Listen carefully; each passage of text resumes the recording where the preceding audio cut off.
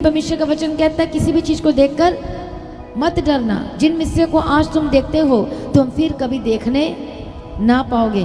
कौन डरता था? इजरायली मिस्रियों से, उन लोगों से जो कुछ है भी नहीं है उनसे डरते थे। लेकिन परमेश्वर नहीं चाहता कि आप इन लोगों से डरे जो कुछ है ही नहीं है। अब जो गोलियत था सारे लोग देखकर डर गए थे, बस एक था जो आत्मा में रहेगा वो बिल्कुल नहीं डरेगा किसी भी चीज़ से। फ्रॉम डे वन से ही परमेश्वर का वचन कहता है कि इन चीज़ों से को देखकर मत डरो।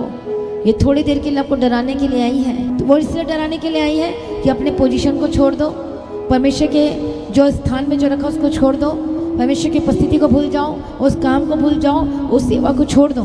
और से कहता है, फिर से पढ़ो, मूसा ने लोगों से कहा, मूसा ने लोगों से कहा, डरो मत, खड़े खड़े वह उद्धार का काम देखो जो यहोवा आज तुम्हारे लिए करेगा, क्योंकि जिन मिस्रियों को तुम आज देखते हो उनको फिर कभी ना देखोगे। बोलो आमीन। जिस बीमारी को आज आप देखते हैं, बोलो मैं फिर कभी ना देखूंगा। जिस प्रॉब्लम को मैं अपने घर में आज देखता हूँ, जिस समस्याओं को आज मैं अपने घर में, अपने लाइफ में, अपने जीवन में, अपने परिवार में, आज आप कहीं भी आपके लाइफ में कुछ भी प्रॉब्लम है, बोलो आज देखता हूँ, अब मैं कभी दोबारा ना देखने पाऊंगा यीशु के नाम में। ये घोषणा करना है आपको। इसलिए वचन में लिखा है कि मैं तुम्हारे मुंह के फलों को सृजनहार, ये घोषणा आपको करना है।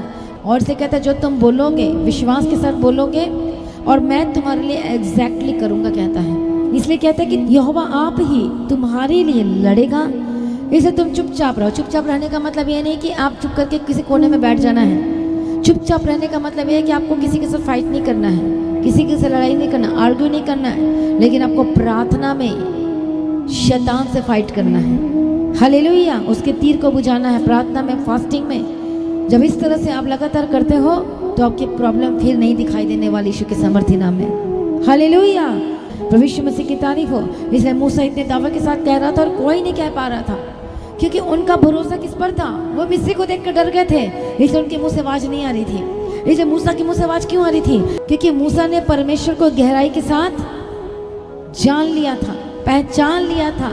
इसलिए उसे पता चल चुका था कि परमेश्वर सब कुछ कर सकता है। इसलिए विश्वासी उस विश्वास के लेवल में नहीं है, इसलिए वो बोल नहीं पा रहे। यही तो आपके विश्वास का पता चलता है।